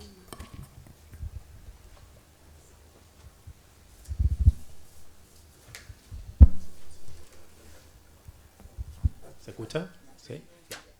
El rojo también funciona. Bien. Bueno, por supuesto, la pregunta a ambos. No se ha hablado del... O sea, el sistema procesal penal inicialmente se configuró bajo una idea muy fuertemente marcada de control horizontal. O sea, las partes en la misma audiencia controlaban las funciones o las actuaciones del otro, y el sistema recursivo era muy excepcional. Y con el transcurso del tiempo fuimos sumando más recursos, la prisión preventiva por una apelación verbal del Ministerio Público, y uno podría sumar muchísimos ejemplos. Incluso cuando no hay recursos, el amparo ha terminado siendo un recurso extraordinario que ha modificado resoluciones. Y si uno ve incluso algunas de las instituciones más problemáticas que fueron denunciadas, muchas de ellas se modificaron por la resolución de los tribunales superiores, o sea, la admisibilidad de la querella. Yo creo que los tribunales de garantía, no digo, uno obviamente tiene una muestra que es parcial, pero se declaraban inadmisible querella y en general la Corte revocaba y la declaraba admisible, todas. Entonces, después, ¿qué sentido tiene para un juez de garantía decir voy a declarar inadmisible algunas querellas? Si la quiere declarar inadmisible, me la van a revocar y va a ser declarada admisible, estamos todos trabajando de más, mejor me adapto en el fondo a mi superior jerárquico. Lo mismo con la exclusión de prueba, muchas exclusiones de prueba ilícitas fueron revocadas y se vino uniformando una práctica que es muy reacia a excluir prueba ilícita, incluso con el control judicial de las suspensiones condicionales de procedimiento en este tipo de casos. O sea, los megacasos, uno recuerda el caso Farmacias, que se llegó a una suspensión condicional de procedimiento, se rechazó, se llevó a juicio y el resultado fue el que fue. Hace poco tuvimos algo parecido en el caso Factop, el arista de la red Vial, que tenía justamente a directores de la red Vial que llegaron a suspensión condicional del procedimiento, lo revocó la Corte, fue un amparo, se dio una vuelta, etcétera. Pero en el fondo tenemos un tribunal superior que probablemente espera que la causa sea llevada a juicio. El mismo resolución de la Corte Suprema que narraba la fiscal Chong da cuenta de lo mismo. O sea, los tribunales superiores esperan que la causa sea decidida en juicio. Al parecer hay una expectativa de legitimidad o lo que fuese. Entonces, ¿en qué medida las modificaciones legales o culturales se agotan en el nivel de los intervinientes en el juicio y cuánto de eso cultural se da en tribunales superiores que sobre todo al comienzo de la reforma eran muy escépticos respecto de la reforma? O sea, una entrevista su minuto del presidente del Tribunal Constitucional que dijo estoy esperando los requerimientos para declarar inconstitucional este sistema. O sea, con eso yo creo que marca mucho lo que uno podría esperar de eso. Muchas gracias.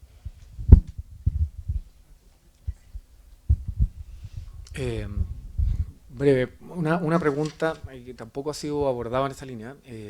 ¿Qué les parece a ustedes la necesidad quizás de hacer también controles en lo que se refiere a, valga la redundancia, el control de los fiscales? ¿Ya? Y no lo digo en términos de como plantear las críticas hacia trabajo en particular, sino como también finalmente el perfeccionar los mecanismos de control a los fiscales. Me refiero a las formalizaciones arbitrarias,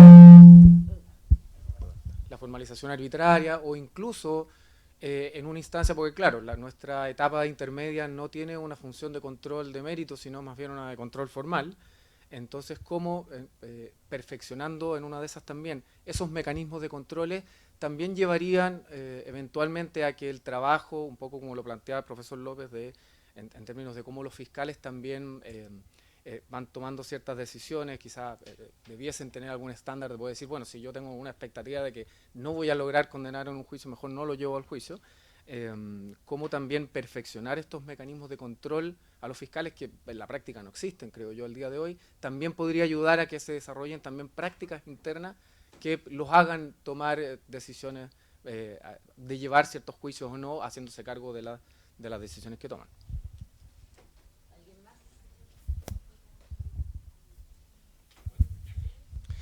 Gracias.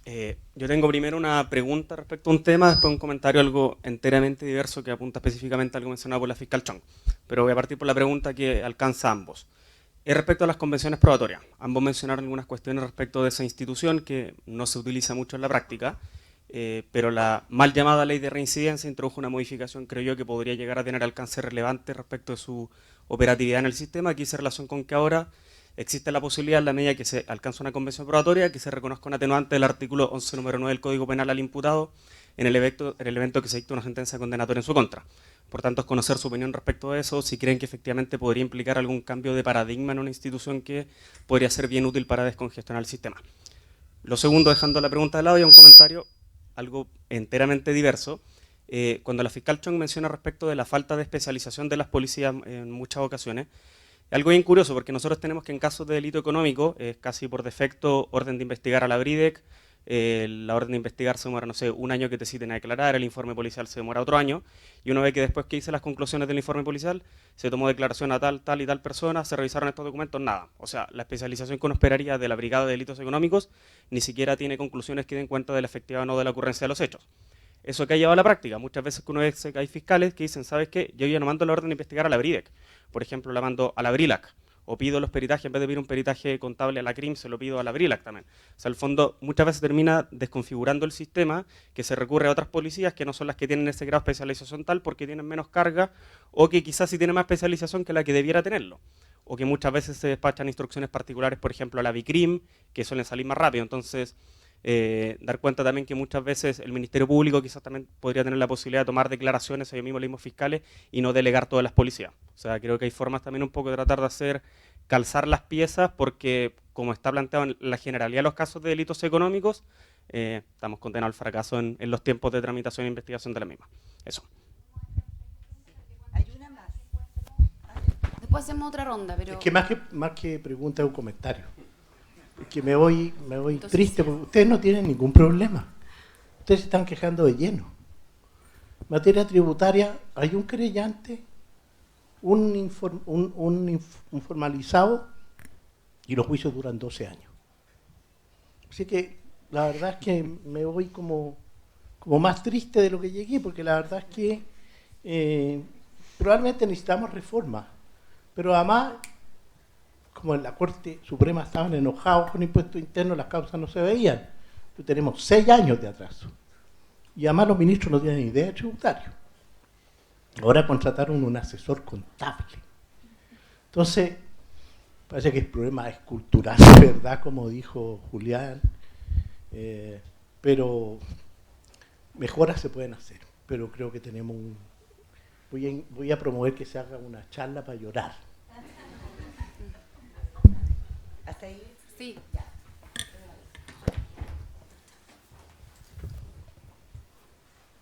¿Quién parte? ¿Yo? A ver, difícil todo esto. La convención probatoria, parto por ahí. A mí no me gusta la solución de la ley de reincidencia. A mí me recuerda la lógica que imperó hace algunos años en los juzgados de Rancagua, en lo que se llamaron los juicios orales express, en que básicamente lo que ocurría era que se llegaba al juicio oral por un delito grave, que tenía una pena superior a la que el procedimiento abreviado permitía, un delito de homicidio, pero el defensor decía, ¿sabe qué, señoría? Nosotros no vamos a cuestionar, no tenemos testigos, no vamos a cuestionar mayormente los hechos, y va muy bien, entonces renuncia a rendir pruebas, y dictamos una sentencia en juicio oral, que básicamente era una convención probatoria total sobre todos los hechos del procedimiento, en delitos gravísimos, infringiendo el procedimiento abreviado. Y la jurisprudencia allí de los tribunales superiores creo que fue bien acertada, es decir, ahí hay una infracción al derecho al juicio previo, porque el derecho al juicio previo suponía el procedimiento abreviado con ciertos límites que no se estaban respetando. Y esto de la reincidencia me suena un poco así. ¿Por qué habría de ser una atenuante, una convención probatoria? Solo en la medida en que esa atenuante signifique una especie de imposición convencional de la pena, ¿ya? Yo creo que las convenciones probatorias tienen que ir por dos lados. Tienen que ir uno por la intervención del juez y otro por la racionalidad de las partes. Venía conversando acá por teléfono con mi hijo, mi segundo hijo, y a propósito de un tema nada que ver que pero una cosa que no dependía de él. Me dijo, mira, viejo, me dijo, yo escuché el otro día que las únicas cosas que dependen de uno son las acciones y las reacciones. Todo lo demás no, así que estoy relajado. Porque el tema no era peliagudo, y la verdad es que yo creo que eso llama a que pensemos en nuestras acciones y nuestras reacciones, ¿ya? Yo voy a contar aquí una anécdota a propósito de un caso que no voy a decir el nombre, pero ninguno de ustedes se lo va a imaginar. Yo estaba representando a una persona jurídica que estaba acusada por un delito de persona jurídica, pero la única persona natural que estaba acusada junto con ella era el contador de una empresa en el que habían ocurrido una infinidad de delitos tributarios con mucha documentación. Pero la defensa de esta persona natural era un tema de participación. Y la defensa de la persona jurídica era que la empresa no se había beneficiado en términos de la ley 20.393 del delito cometido por el contador o los demás ejecutivos. Y entonces las defensas de la persona jurídica y la persona natural, únicos dos acusados, de un mega juicio, era ofrecemos una convención probatoria acerca de todos los hechos que fundamentan la existencia de los delitos. Todos. Porque no hay problema con la existencia de los delitos, nadie está discutiendo la existencia de los delitos. Y el Ministerio Público nos dijo, no. Es un juicio que puede durar 2 años y medio, 3 años. No. Porque para el Ministerio Público es muy importante que el tribunal escuche una por una cada una de las infracciones tributarias que se cometió. Entonces, la idea de que son nuestras acciones las que dependen de nosotros es una cuestión que tenemos que analizar, porque uno dice, ¿cuál es la racionalidad de eso? ¿Cuál es la racionalidad de un Ministerio Público que tiene recursos limitados, que tiene cosas importantes que hacer, y que por obtener un grado más de persuasión se niega a una institución que existe y que se la están ofreciendo? Entonces, allí yo echo de menos una intervención del juez, y a lo mejor con mayores facultades, para abordar esos espacios de racionalidad. O sea, que sea capaz de decir, a ver, si el juez observa que no hay ¿cómo se llama?, una diferencia, una controversia sobre el hecho que es importante para la acusación, el juez puede dar por establecida la convención probatoria.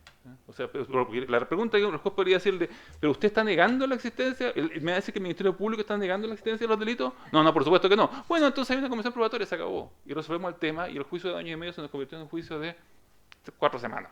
Porque hay que ver si hay participación, si hay provecho, y se acabó. Eso respecto a las convenciones probatorias. Respecto de los problemas que plantea el derecho a ser juzgado por un plazo razonable, con cuestiones que plantean las defensas, sin duda yo estoy de acuerdo en que esto puede llegar a ser un problema. Creo que el principio o el derecho fundamental que está involucrado, sin embargo, tiene salvaguardas para eso. O sea, el principio dice que uno tiene que observar cuál es la conducta del imputado para observar si no hay una afectación del derecho a ser juzgado por plazo razonable. Y si la conducta del imputado ha sido la de evasión o la de poner obstáculos al avance de la investigación y del juicio, evidentemente allí no hay ninguna infracción, ¿no?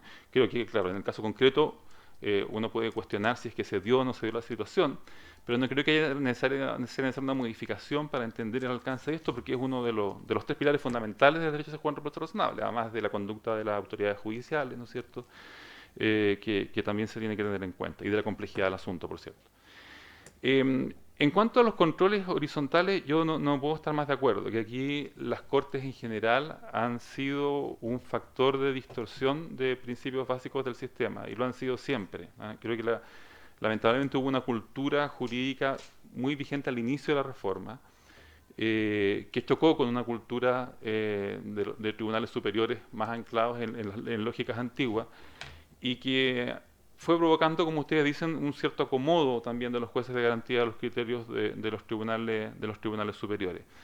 En lo que tiene que ver con el control jerárquico, e indudablemente, si uno tiene que pensar cuáles son los pilares de este sistema en el que estamos inmersos, parece que este es un sistema que tendió a diluir los controles jerárquicos. La idea era un régimen recursivo minimalista, ¿no es cierto?, controles, un nivel de lo que se llama el ideal coordinador entre los tribunales, cada juez sintiéndose representante del Poder Judicial en el caso concreto, y eso, claro, la cultura tremendamente jerárquica de nuestro Poder Judicial lo fue aplacando cada vez que pudo, y por eso digo yo, y lo decía al principio, hay un tema en que la cultura jurídica se impone sobre la realidad. O sea, cuando se dictó el Código Procesal Penal, y de hecho lo dice el mensaje, dice, este es la punta de lanza de una modificación completa del sistema de administración de justicia, porque, claro, la lógica de, no sé, jueces que se iban a elegir entre ellos para ocupar los roles en el tribunal,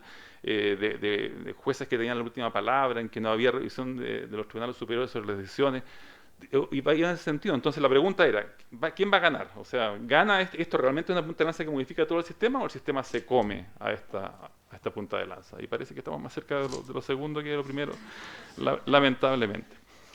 Y sobre el control de los fiscales, yo estoy de acuerdo yo echo de menos control de los jueces sobre los fiscales. O sea, yo creo que debería existir, como existe en el derecho anglosajón, un mínimo control sobre la decisión de formular cargos y de acusar. La lógica de que el juez es un espectador frente a las decisiones discrecionales del Ministerio Público en esta materia a mí no me hace sentido. En los Estados Unidos, por ejemplo, si el juez considera en el análisis inicial de la acusación que ese caso no puede razonablemente convencer a un jurado más allá de todo razonable, lo va a sobreseer. Y yo creo que aquí debería pasar algo similar, y tal vez sería una manera de evitar los casos que se llevan a juicio oral por si acaso, ¿no?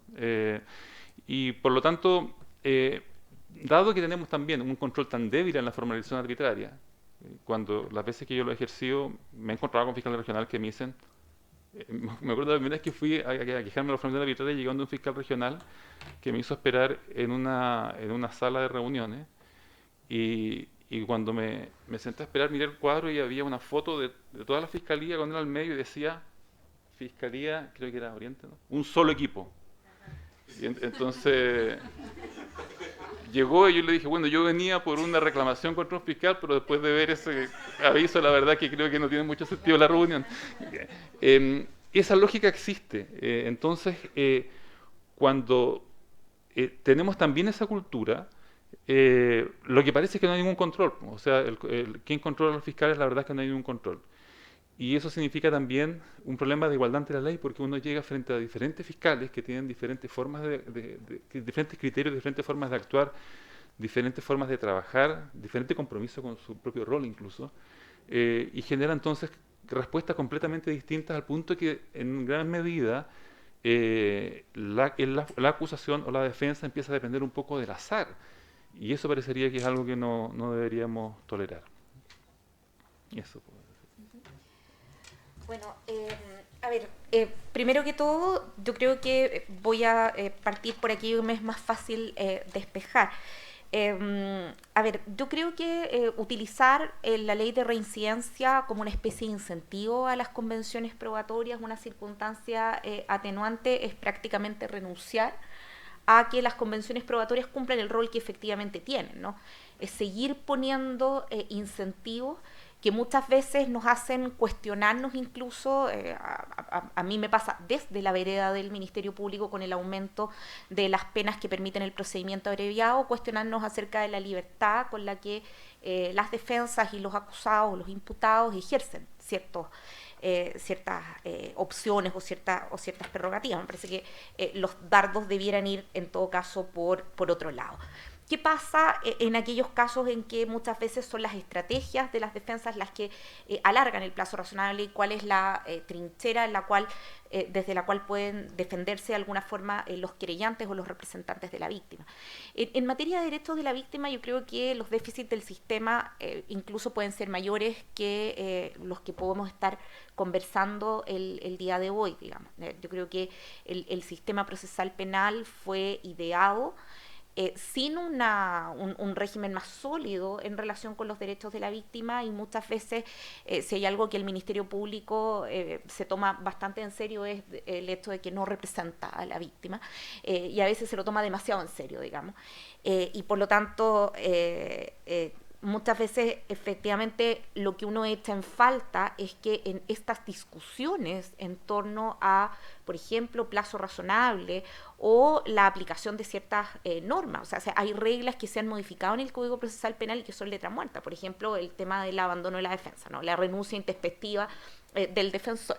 Esa es una norma que se modificó hace unos años atrás, y yo no he visto todavía algún caso en que un tribunal de garantía diga, mire, ¿sabe qué? Acá igual lo vamos a obligar a estar en la audiencia porque su renuncia fue intempestiva, digamos. O sea, lo que se hace primar en ese caso, más que la eficacia del propio sistema, es en definitiva el derecho de defensa, el derecho a tener un defensor de su propia confianza, sin contar con las problemáticas que se generan para la Defensoría Penal Pública con las renuncias intempestivas, donde, recogiendo un poco lo que decía la Defensora Nacional, efectivamente tienes que designar un defensor que muchas veces estudia la causa para la siguiente audiencia, que es en 3 meses más, para que al día anterior llegue un nuevo defensor privado a solicitar nuevamente otra fecha, porque tiene que imbuirse de la información. Entonces, ahí yo creo que hay algunos aspectos en donde la reclamación de los intereses de la víctima desde el punto de vista reparatorio, también requiere de una respuesta estatal que implique a lo menos un cierre en relación con su pretensión, y eso también puede ser puesto en el debate cuando se trata de exigir a los jueces de garantía también que ejerzan ese rol. Con las suspensiones condicionales, lo que plantea Miguel, me parece que es un tema súper interesante, porque parte de la descongestión o de la forma de salida de este tipo de casos debieran ser justamente las salidas alternativas. En el caso particular de SQM terminó con 130 aproximadamente suspensiones condicionales del procedimiento y cerca de 30 juicios abreviados respecto de otros imputados involucrados en el mismo caso o en el mismo contexto. ¿Qué es lo que pasa hoy día con las suspensiones condicionales?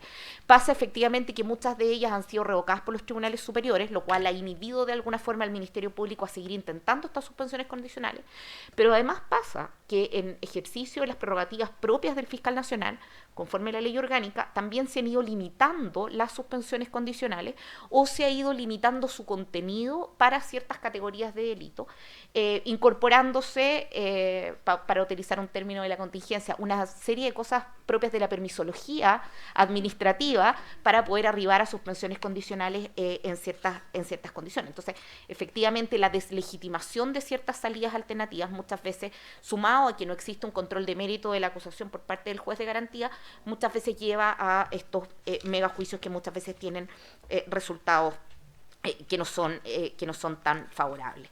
Sobre el control de los fiscales, efectivamente hay un tema que muchas veces los jueces de garantía no intervienen más directamente. Yo diría no tanto pensando en el control como la posibilidad de una sanción, sino que el control requiriendo del fiscal, como también de la defensa, en estas distintas audiencias, un poco sacarlos al pizarrón, ¿no? Alguien decía antes, bueno, mira, ¿para qué requiere usted este documento? ¿Para qué necesita usted? A ver, aquí el fiscal dice que, no sé, los testigos no van a reconocer. ¿Podría haber una convención probatoria sobre que la factura efectivamente se emitió? O sea, el juez puede tener una posición en ese sentido un poco más activa. Lo que sí, a propósito del debilitamiento de los controles existentes, jerárquicos existentes, en la ley de fortalecimiento sí viene una institucionalidad nueva de control. Vamos a ver si funciona o no, pero viene una suerte de fiscalía de asuntos internos, una especie de fiscalía de control interno, que se va a encargar también de velar por la homogeneidad en el ejercicio de la acción penal, un poco haciéndose cargo también de esta problemática que es bien evidente para los intervinientes de los distintos criterios que muchas veces redundan en distintas decisiones y que pueden generar no solo falta de predictibilidad del sistema, sino que sobre todo respuestas distintas que afectan derechos y garantías, digamos. Eso. ¿Pensabas otra ronda más de preguntas o ya demasiado? Los pregunto por ustedes. Sí, dale. Ya, vamos a hacer la última ronda de preguntas, a ver si alguien quiere preguntar algo más. ¿No hay? Antes de que termine, les quiero agradecer mucho a todos, mucho a Julián López, a Jimena Chong, que hayan venido.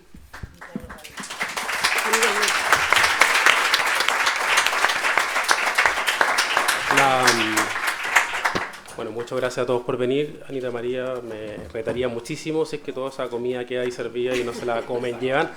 Vamos a seguir haciendo actividades de la Comisión Penal. Quien esté interesado, contáctenos. La idea es que sigamos teniendo instancias de discusión lo que queda este año difícilmente, pero probablemente el próximo año tengamos un ciclo completo de esto. Muchísimas gracias por venir, que esté muy bien.